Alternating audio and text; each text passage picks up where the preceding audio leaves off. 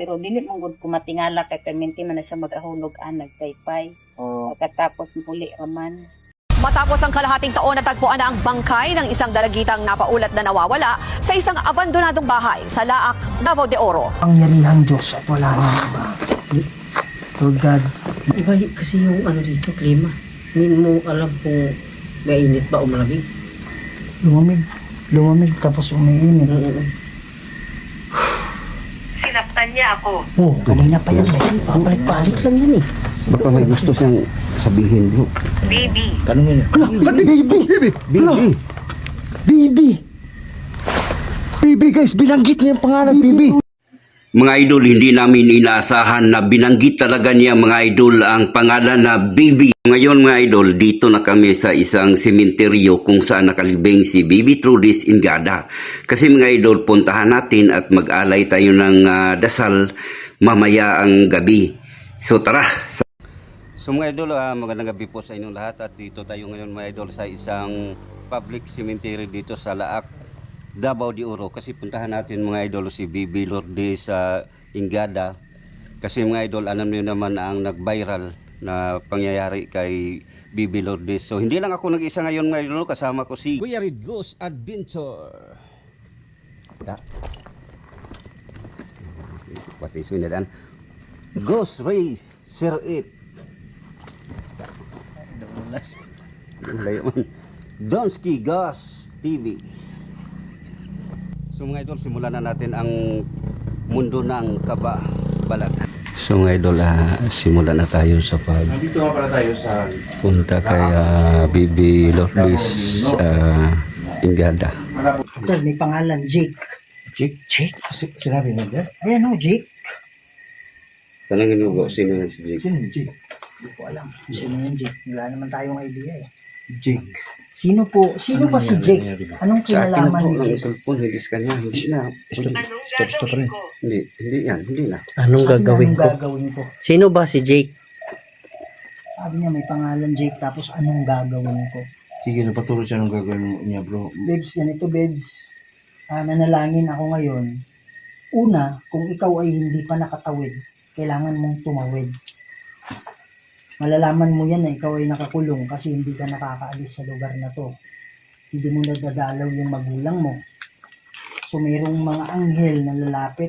Magdarasal ako ulit mamaya. Mayroong mga anghel na lalapit at Huwag kang umalis.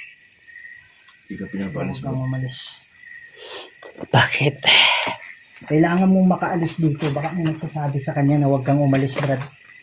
Baka mayroong isang nakakulong. Aparador. Baka may isang nakakulong na nagsasabi sa kanyang huwag kang umalis. Diba? Babe, pasensya ka na. Huwag kang maniwala kung sino man yung nagsasabi sa'yo na huwag umalis. Umalis. Kailangan mo nang umalis, ha?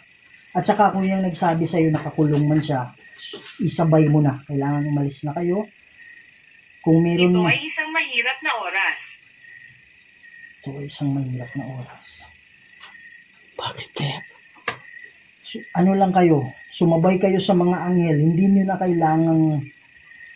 kailangang mag-isip or maggumawa ng makinig lang kayo sa mga anghel para kayo ay makaalis na. Kung ano man yung nangyari, babe, hindi na natin may babalik yun.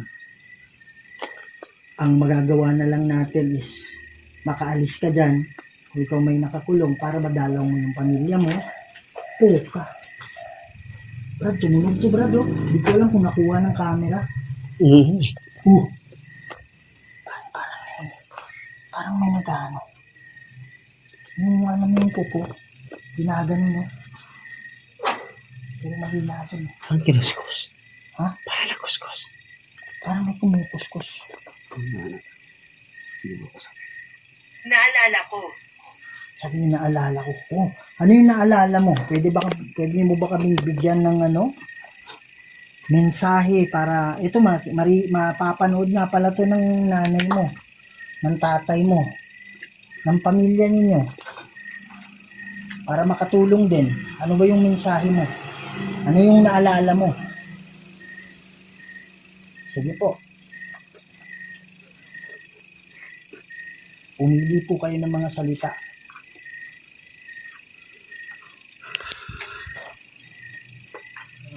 Yan.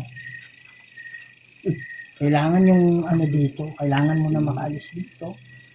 Kasi talagang hindi na natin magbabalik. Trabaho. Trabaho. Sige, patuloy lang. Pagdudugtong-tugtungin natin.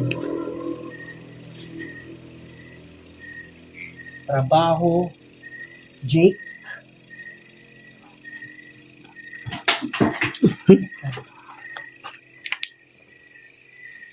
Ay, parang hilo ako. Tropa. Tropa. Tropa daw. Tropa niya si Jake. Siguro. 24. 24. 24 bro. 24 na tropa. 24 bro. Pero yung number kasi, pwedeng ano yan eh, edad o Edad siguro yun. yung number ng tao. Si Jake siguro 24. Baka si Jake 24 yung edad. 24 na banggit din kanina, 48 eh. Okay, diba? So, Siguro. sige po, ano pa? Yung isa. Yung 24 po ba? Si Jake ba ay, Hindi ako makakapunta. Hindi baka tinatanong niya bakit hindi ako makakapunta sa langit? Naniniwala ako ba'y napupunta? O kaya sa bahay nila? O bakit hindi siya makapunta sa bahay nila? Kasi yung mama niya, hindi nakakaramdam. Di ba? Sabi, hindi siya nagpaparamdam. Yung ba yung ibig sabihin mo? Hindi ka nakakapunta o hindi ka nakakaalis dito? Kaya hindi ka nakakapunta sa bahay nyo? Kung oo, kuha ka ng lakas sa akin, pailawan mo yung bola kahit saan dyan. Bro, bata. Bay umiyak bro. Sabihin ko, Bay umiyak bro.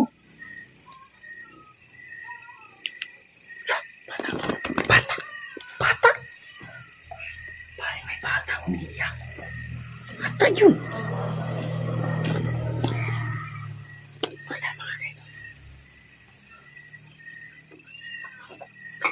Anong gagawin ko? Pwede umiiyak yung bata. Batang umiiyak. Oh my God.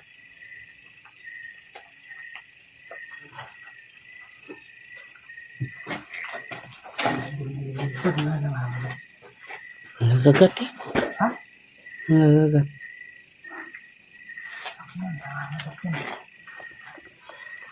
May bata. Pare, lagi niyang sinasabi, anong gagawin ko? Yun niya yung pinaka, ano na gagawin mo. Makinig ka lang sa mga anghel at sila yung maging gabay ninyo. Ay, ano yan eh? Patyukan yan. Tutukan bro. Pare, ang lalaki niyan. May tutukan pala dito bro. Ha?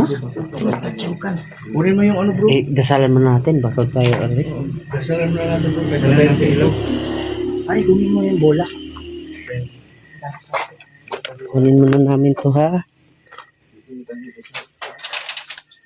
Wawa naman.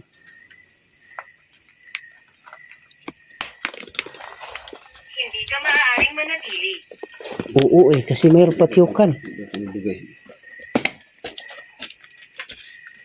Sige bro, magkasal tayo bro.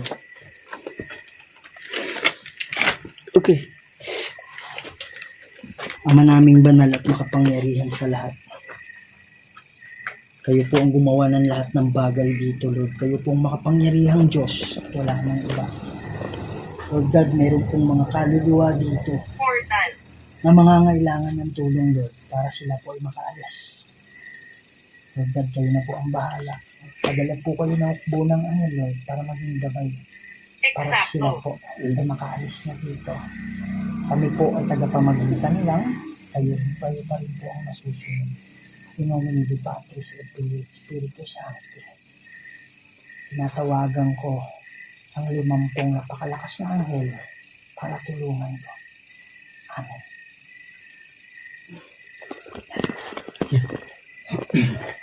Bibi, alis na kami Bibi. Sa inyo, Bea. Dito na kami. Maraming salamat. Naway makamit mo yung station na nakakamit mo ngayon.